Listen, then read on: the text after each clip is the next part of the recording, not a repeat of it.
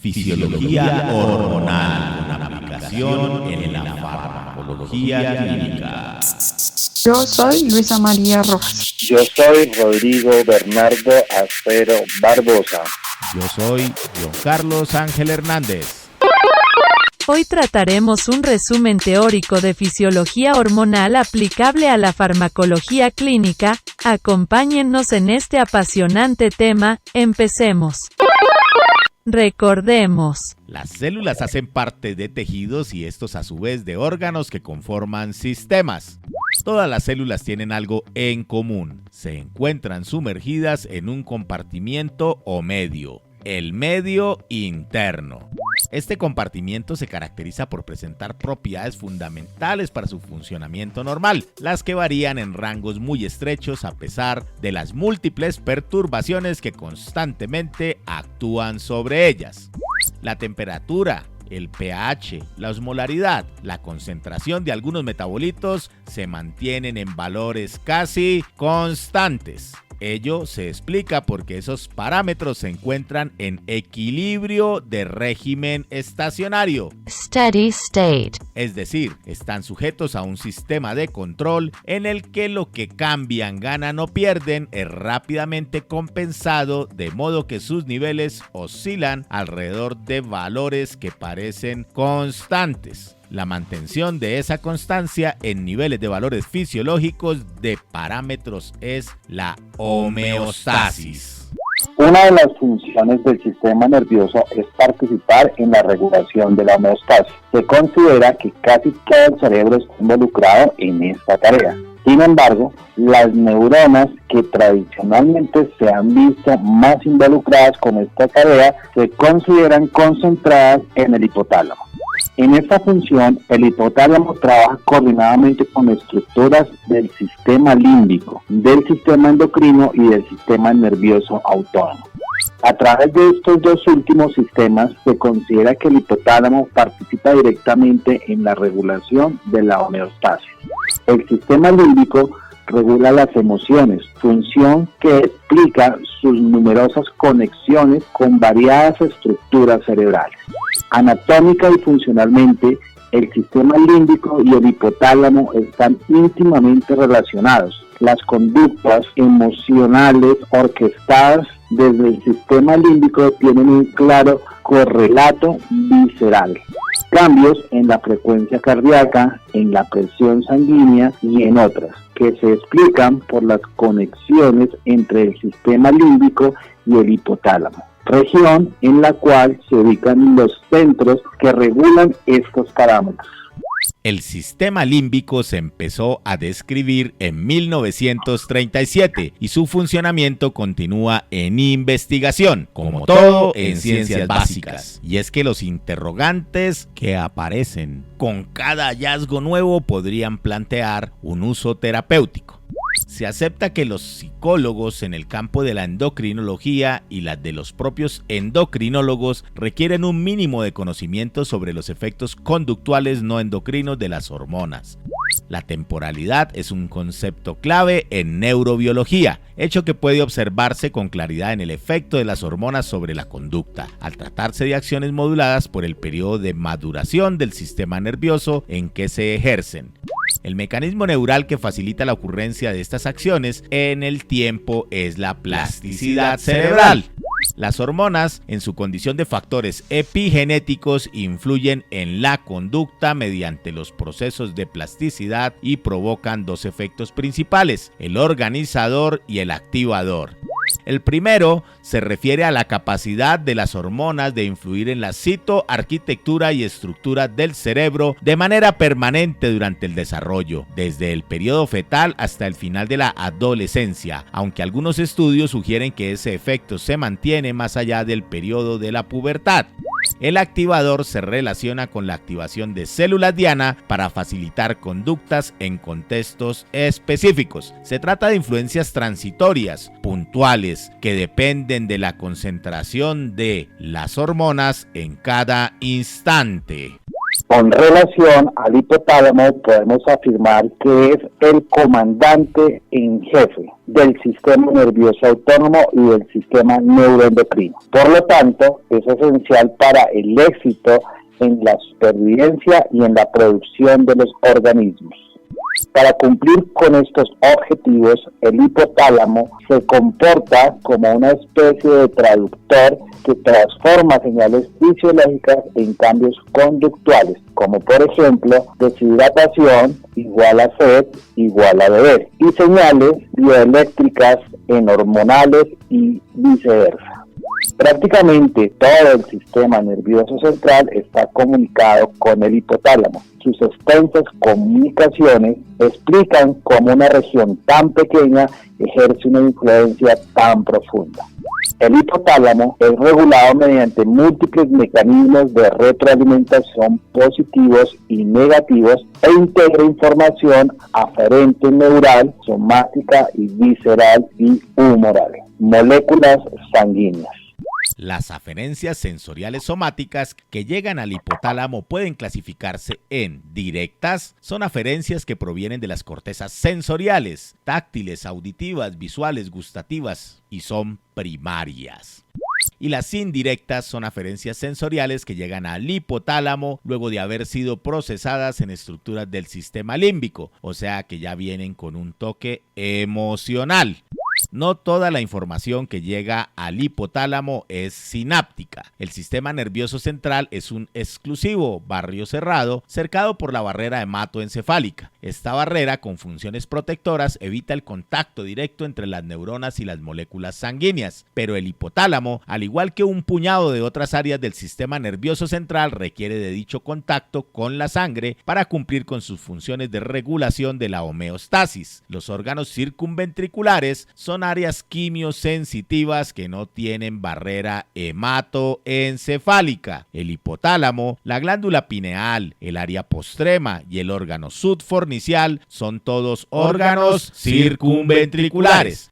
Por lo tanto, las neuronas de estos órganos son las únicas que tienen acceso a las moléculas sanguíneas. Es de esta manera que las hormonas influencian por retroalimentación negativa o positiva la actividad del sistema nervioso central a nivel de sus acciones sobre las neuronas de los órganos circunventriculares. El órgano subfornicial es un intermediario entre la periferia y el hipotálamo en la regulación de los líquidos corporales. El hipotálamo se comporta como un verdadero reloj biológico debido a que su núcleo supraquiasmático organiza temporalmente los procesos hormonales, homeostáticos y conductuales. A estas variaciones de las funciones corporales a lo largo del día se les denominan ritmos circadianos y están sincronizados con el ciclo día-noche por los estímulos lumínicos. Las proyecciones eferentes, sinápticas y o hormonales hipotalámicas controlan las funciones homeostásicas, conductuales y neuroendocrinas. Esta vía, mediante el transporte axoplasmático, lleva la oxitocina y la vasopresina hacia la neurohipófisis para liberarlas luego hacia la circulación. Células hipotalámicas neurosecretoras proyectan axones hacia la eminencia media. Sus axones liberan en la adenohipófisis factores liberadores de gonadotropinas, de corticotrofina, de hormona de crecimiento y de tirotrofina, además de somatostatina y la dopamina. Resumiendo, La relación a la homeostasis y también a otras respuestas, el hipotálamo participa en los siguientes reflejos. Reflejos comunes, donde tanto la aferencia como la eferencia se hacen por vías nerviosas, liberación de oxitocina por la hipófisis en respuesta a la succión del pezón en la glándula mamaria. Reflejos en que la aferencia es neuronal y la eferencia humoral, eyección de leche o contracción uterina. Endocrinología es una palabra griega que significa ciencia de las secreciones internas. En este contexto, las hormonas cumplirían el rol de mensajeros químicos. El sistema endocrino comprende el conjunto de órganos y tejidos que forman las hormonas. Las glándulas endocrinas son todos órganos o tejidos con cierta individualidad anatómica que secretan una o varias hormonas. Hormona es también palabra de origen griego que significa excitar o estimular. No hay relación anatómica entre las diversas glándulas endocrinas, pero existen ciertas relaciones hormonales de interdependencia, control o servomecanismos, por lo que se habla de ejes endocrinos: verbigracia, sistema nervioso central, hipotálamo, hipófisis, gónadas. También su histología es muy diversa. Por lo general, poseen características secretoras de microanatomía y microfisiología parecidas, así como una rica vascularización que asegura el aporte de nutrientes para su función, a veces vital a corto plazo y siempre fundamental para el buen funcionamiento de todo el organismo. Recordemos que existen diversos tipos de transmisión química. Tipos de transmisión química. Las células interactúan unas a otras y modifican su actividad metabólica por acción de sustancias químicas denominadas transmisores. Existen diferentes tipos de transmisión química: neurocrina, neuroendocrina, endocrina, paracrina y autocrina. Transmisión neurocrina es la que ocurre en el sistema nervioso a través de la liberación de sustancias químicas denominadas neurotransmisores. El espacio intersináptico y que se une a un receptor postsináptico, modificando la actividad metabólica de la célula postsináptica. Transmisión endocrina es la que ocurre en el sistema endocrino a través de la liberación de sustancias químicas denominadas hormonas, que actúan a distancia sobre una célula efectora. Transmisión neuroendocrina es la que ocurre por la liberación de las sustancias químicas, neurohormonas, en las terminaciones nerviosas hacia la circulación y actúan a distancia sobre la célula efectora. El ejemplo clásico es la secreción de las neurohormonas, hormonas liberadoras e inhibidoras del hipotálamo a la eminencia media y a través de la vía sanguínea porta hipofisiaria se van a trasladar a la hipófisis anterior, donde se van a actuar. Transmisión paracrina es la transmisión que ocurre entre dos células adyacentes, donde una de las células secreta la sustancia parahormona que actúa por difusión en la célula vecina, modificando su función. Se le conoce también como control local. En este caso no hay participación de la vía sanguínea. Bajo este sistema de transmisión se puede regular la acción de una hormona aumentando o disminuyendo su acción. Transmisión autocrina es cuando una sustancia química actúa sobre la misma célula que la produce para regular su secreción. Funciones del sistema endocrino. El sistema endocrino desempeña funciones de integración, regulación y coordinación en el organismo humano, conjuntamente con el sistema nervioso central y el sistema inmunitario. Así como hay interrelaciones entre el sistema nervioso central y el sistema endocrino, ocurren otras entre el sistema endocrino y el sistema inmunitario, con influencias mutuas, estimulantes y reguladoras para que las reacciones fisiológicas no se extralimiten por exceso o por defecto, surgiendo un nuevo concepto de eje neuroinmunoendocrino.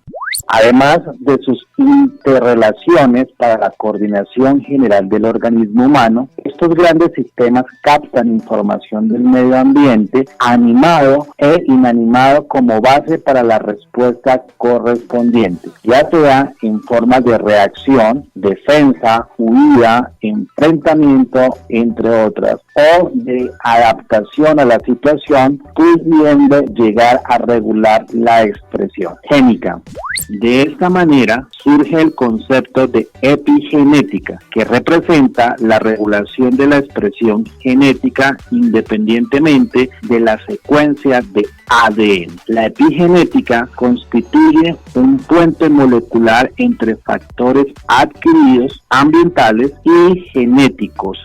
En determinadas situaciones, el medio ambiente puede influir a nivel intracelular, realizando modificaciones epigenéticas como la metilación del ADN y diferentes modificaciones en las histonas, cuyas consecuencias en última instancia son los cambios en las estructuras de la cromatina.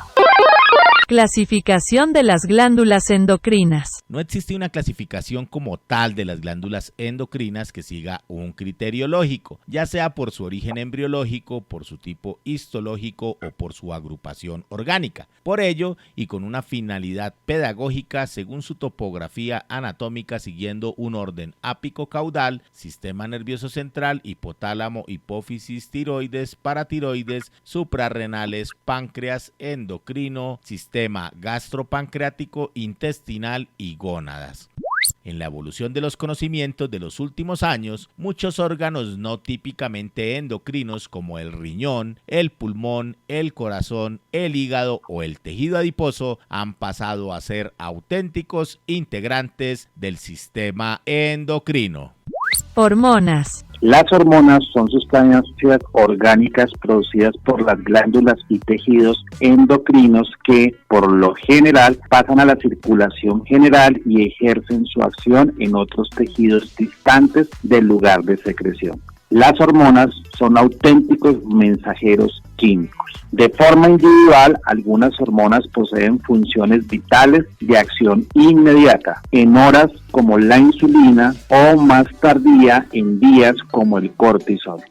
También intervienen en la regulación del crecimiento y el desarrollo, mientras que otras participan en funciones de la vida de relación, reacción y defensa. En los humanos, las hormonas son fundamentales para la vida sexual y por lo tanto para la reproducción.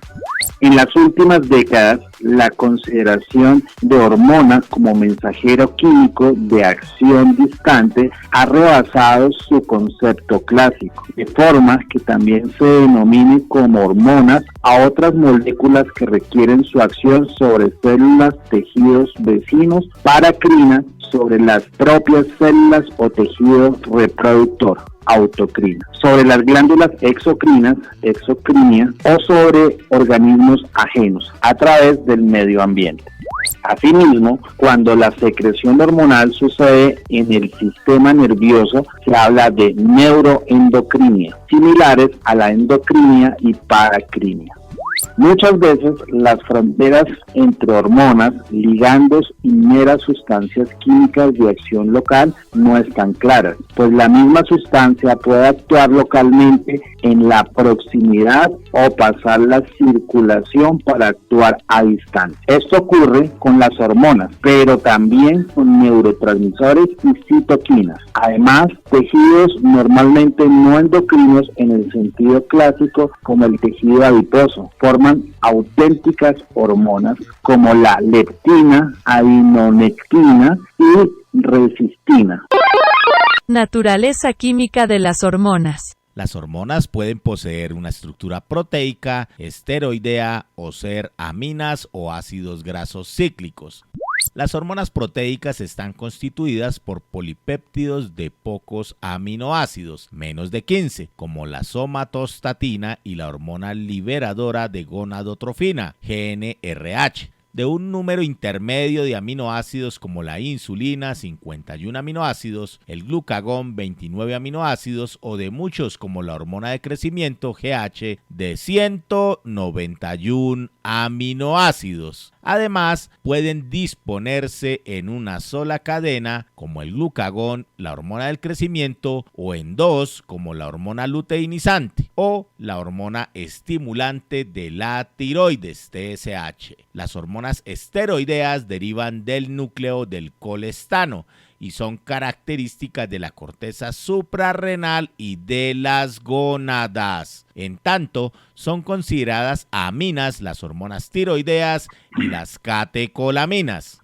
Las prostaglandinas, que también son hormonas, están constituidas por ácidos grasos de 20 carbonos con un pentaciclo y otros mediadores químicos con acciones paracrinas o inmunológicas. Tienen una estructura química parecida. Biosíntesis hormonal. Todas las hormonas están reguladas genéticamente. Las hormonas polipeptídicas se forman a partir de precursores de peso molecular mayor, con un número más elevado de aminoácidos que son transformados por enzimas a otras moléculas de menor peso molecular hasta llegar al tamaño propio de la hormona. Así suele formarse en primer lugar una preprohormona que se transforma en prohormona y luego en la hormona activa. Por lo general, un gen codifica el proceso de biosíntesis de peso molecular mayor, pero luego el control enzimático posterior corre a cargo de diferentes genes que se deben actuar coordinadamente. De ahí que la especificidad celular sea compleja. A veces un gen puede dar origen a varias hormonas a partir de un precursor común, como la proopiomelanocortina, POMC, de la que se genera la hormona adrenocorticotrópica, la MSH, la lipocortina y las endorfinas. Las hormonas esteroides poseen el núcleo del colestano con 27 carbonos, como el colesterol, a partir del cual, por la acción de diversas enzimas, se va sintetizando todas las hormonas esteroides de 21, 19 y 18 carbonos con sus grupos específicos. En estos casos, la genética controla, a través de diferentes genes específicos, las enzimas que intervienen en esa cascada de síntesis esteroidea, en la formación de las hormonas amínicas como las tiroideas y catecolaminas. También intervienen varias enzimas específicas que deben actuar coordinadamente para su biosíntesis. La bioquímica actual es capaz de obtener por bioingeniería genética muchas de las hormonas polipeptídicas conocidas e incluso manipularlas para obtener análogos con funciones diferentes a la hormona natural. Cuando las hormonas son formadas por tejidos del organismo que habitualmente no las producen, se habla de secreción ectópica. Secreción hormonal, ritmos y pulsos. La secreción hormonal no tiene lugar en forma continua y uniforme, sino pulsátil con periodos de secreción, pulsos y otros de reposo. En los pulsos se distinguen un pico, un nadir o valle, una amplitud y una frecuencia. Las características de los pulsos pueden variar a lo largo del día o en diversas circunstancias fisiológicas o patológicas. Cuando la secreción varía mucho a lo largo del día, se llama de ritmo circadiano, que puede presentar su máxima concentración en uno u otro momento del día. El primer pico, ritmo circadiano, estudiado y además representativo, es del cortisol, con secreción máxima a primera hora de la mañana, amanecer, y mínima hacia las 23 horas. Depende del ritmo circadiano de la hormona adenocorticotrópica y de la hormona liberadora de corticotropina, CHR, que a su vez dependen del sistema nervioso central a través del ciclo día-noche. También puede haber otros ritmos, tales como las hormonas ováricas, que dependen de un ritmo infradiano, aproximadamente cada 28 días. Si el ritmo cambia varias veces en el día, se denomina ultradiano, como la secreción pulsátil de GnRH cada 90 minutos. Circulación y transporte hormonal. Por lo general, las hormonas polipeptídicas pueden circular libres en el plasma, mientras que las esteroideas, al ser liposolubles, necesitan proteínas transportadoras que faciliten su circulación en el medio acuoso, que es el plasma sanguíneo. Algunas hormonas peptídicas utilizan también proteínas transportadoras. Así, la GH se une a la proteína transportadora de GH. que precisamente coincide con el dominio extracelular de su receptor. En las hormonas esteroideas, esto es la regla y sirven de ejemplos el cortisol transportado por la globulina transportadora de cortisol, CBG, o las hormonas sexuales, testosterona y estradiol, cuya proteína transportadora es común y se denomina TEBG. También las hormonas tiroideas poseen varias proteínas transportadoras. La más típica es la globulina transportadora de tiroxina TBG. El transporte además impide su metabolización o su filtración renal en algunos casos, de forma que para actuar en las células sensibles, células o tejidos diana, que hace falta que vuelvan a quedar libres para poder unirse a los receptores de membrana, hormonas polipeptídicas, del citosol o del núcleo, las hormonas esteroideas. Generalmente una pequeña fracción hormonal, 2 al 5%, circula libre y aumenta en circunstancias patológicas de hiperproducción. Esta fracción libre es la auténtica hormona funcionalmente activa y existe un equilibrio fisiológico entre la fracción libre y la ligada. Las proteínas transportadoras son sintetizadas en el hígado, de forma que pueden ser influenciadas positiva o negativamente por factores nutricionales o por medicamentos. De todas maneras, las proteínas transportadoras no son esenciales para la función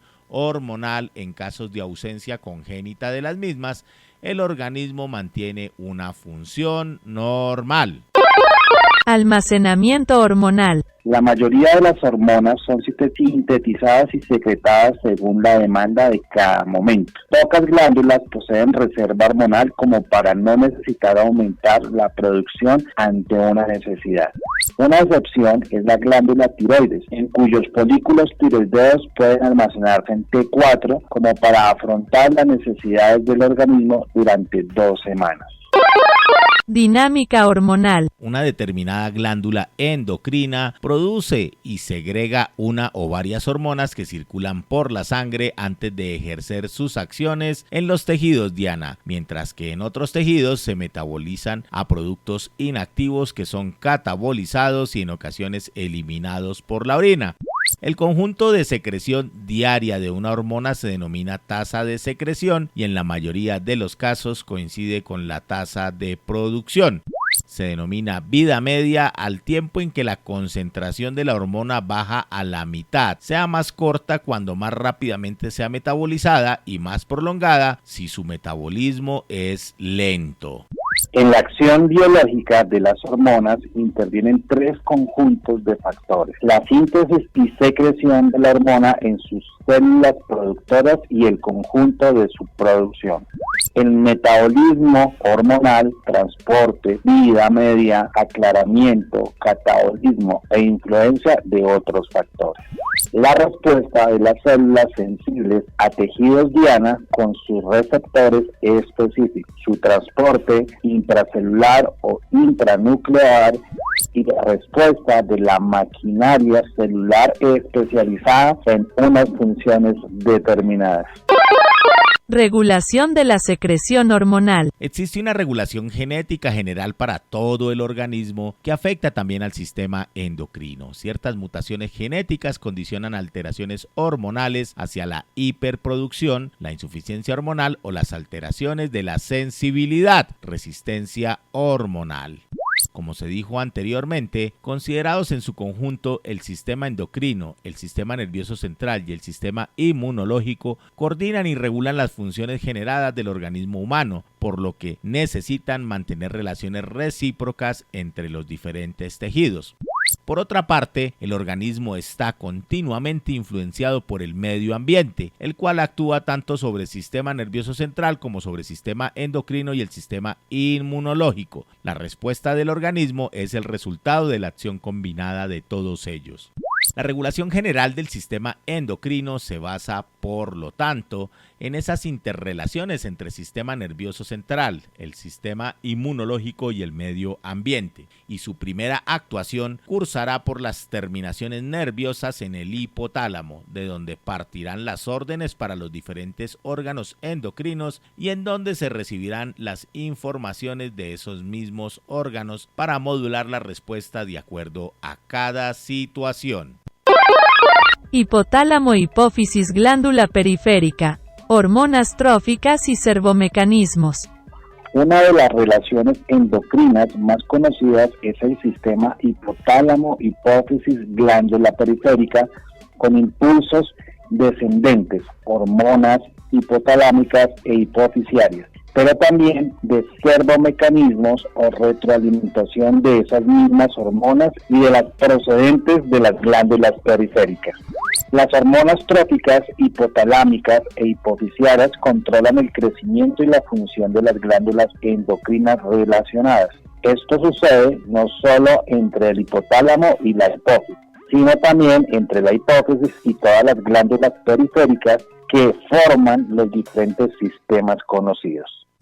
A su vez, las hormonas tróficas son controladas retroactivamente por las propias hormonas, cuya secreción estimulan. Son los sistemas de servomecanismos, retrocontrol, retroalimentación o feedback, de los que se conocen varios. Directo, entre glándula periférica e hipófisis. Indirecto a largo, entre glándula periférica e hipotálamo. Corto, entre hormona hipofisiaria e hipotalámicas. Ultracorto, entre hormonas hipotalámicas y el propio hipotálamo. Hipotálamo y sistema nervioso central. Las interrelaciones hormona-hormona, como la hormona de crecimiento, GH, y la prolactina, PRL, frente a corticoides, TCE, y viceversa.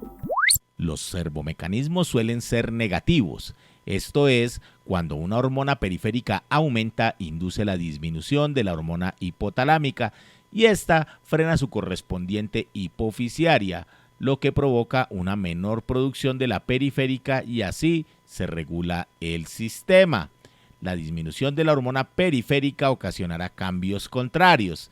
En ocasiones el servomecanismo es positivo, como cuando el estradiol E2 al final del periodo folicular e induce un estímulo de hormona luteinizante LH que provocará la ovulación.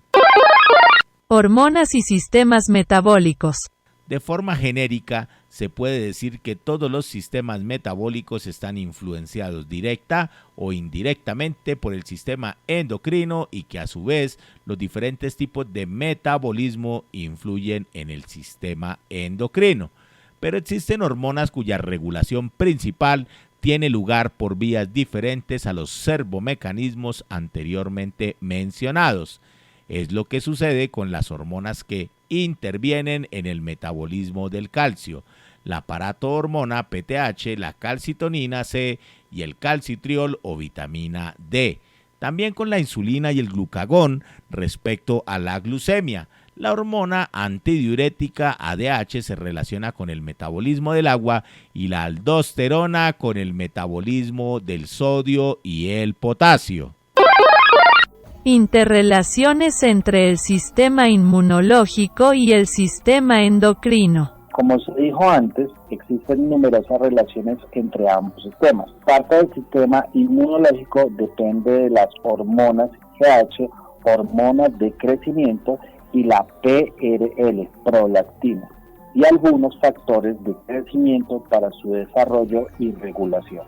Ciertos componentes del sistema inmunológico son similares a los del sistema endocrino, siendo el ejemplo típico las citoquinas.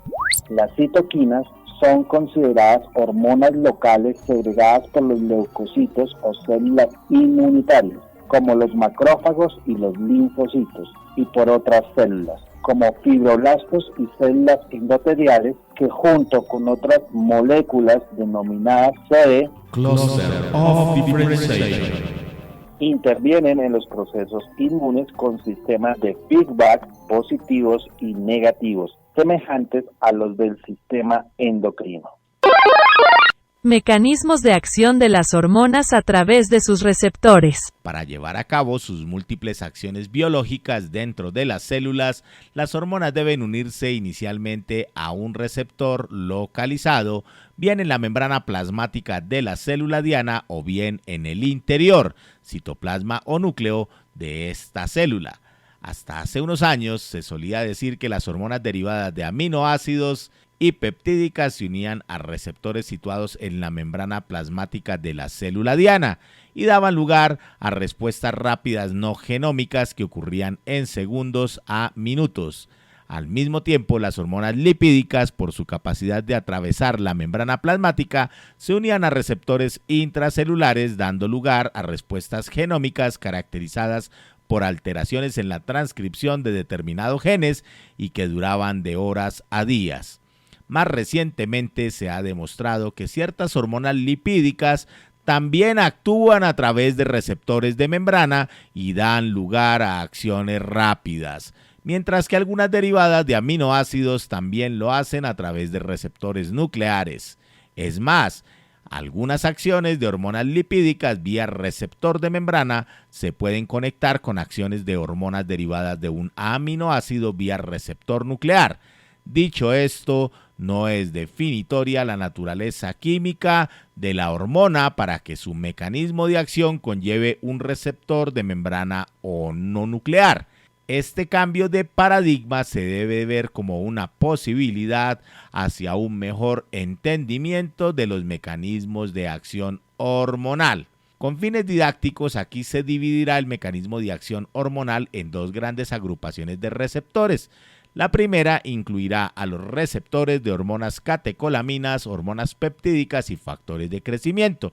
Estos receptores son clásicamente de membrana, aunque algunos de ellos se internan en el núcleo, donde cumplen funciones específicas y se incluyen los factores de crecimiento porque comparten acciones con hormonas. El segundo grupo estará conformado por los receptores de hormonas esteroideas de la vitamina D, de los retinoides y de las hormonas tiroideas.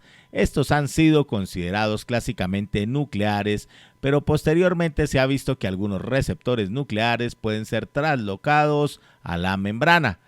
Y también se ha observado la presencia de ciertos receptores de membrana alternativos.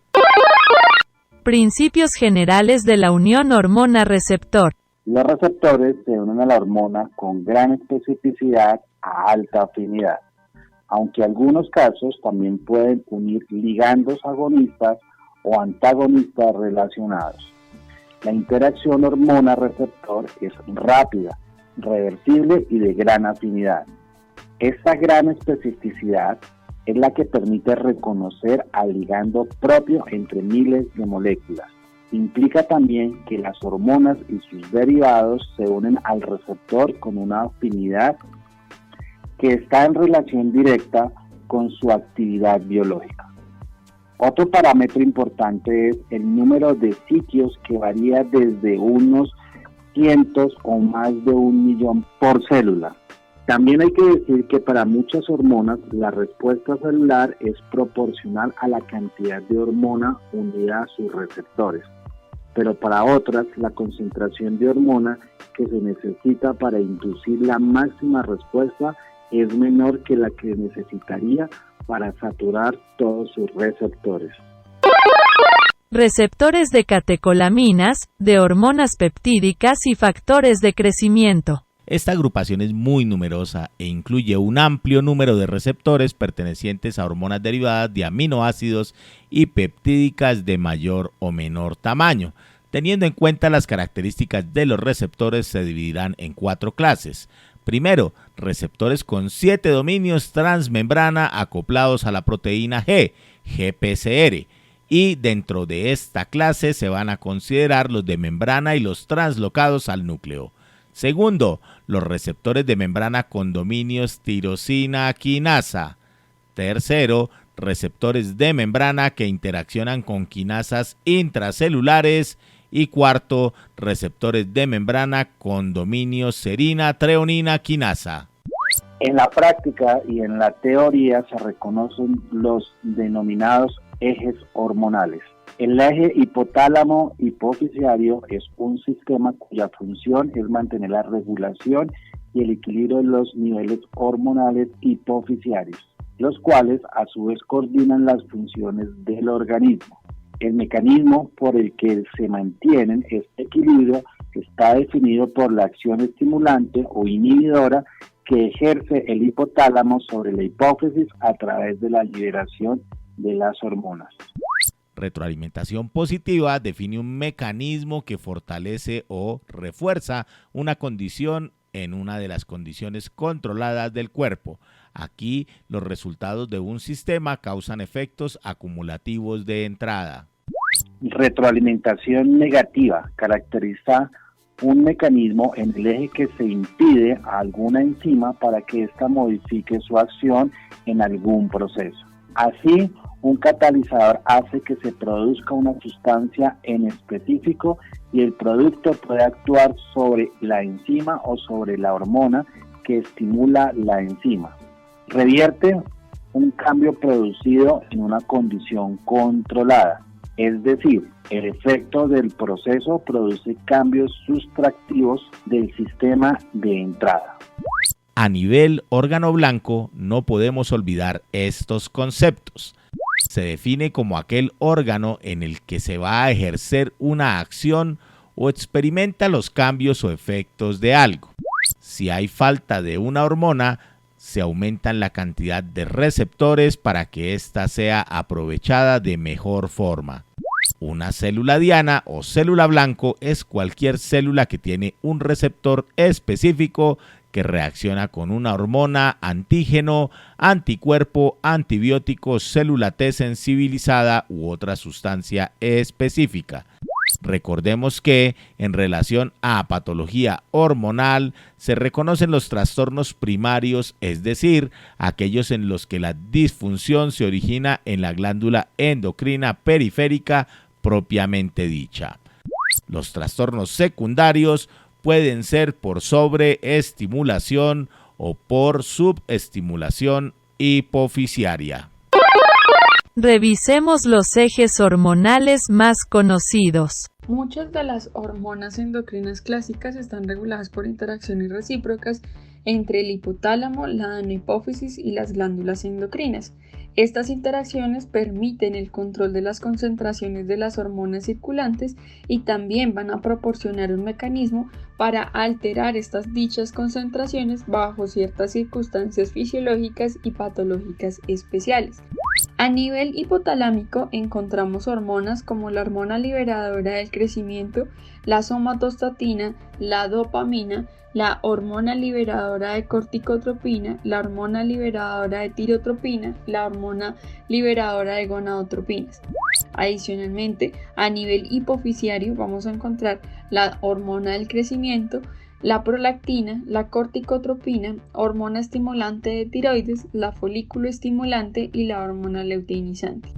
Y ya a nivel efector vamos a encontrar el factor de crecimiento similar a la insulina 1, el cortisol, las hormonas tiroideas, los estrógenos, progestágenos y estrógenos en mujeres y la testosterona en los varones. A nivel de la organización en las porciones anterior y posterior de la hipófisis, vamos a encontrar que las neuronas hipotalámicas se van a encontrar en dos núcleos, los núcleos supraóptico y el núcleo paraventricular, en los cuales va a hacerse la síntesis de vasopresina y oxitocina. La mayor parte de los axones se van a proyectar directamente sobre la neurohipófisis y van a secretar la vasopresina y la oxitocina hacia la circulación general para regular en los tejidos efectores. Las neuronas que regulan el lóbulo anterior se agrupan en el hipotálamo medio basal y la secreción de hormonas liberadoras hipotalámicos, las cuales alcanzan la adenohipófisis a través del sistema porta hipotálamo adenohipófisis y estimulan las diferentes poblaciones de las células hipofisiarias.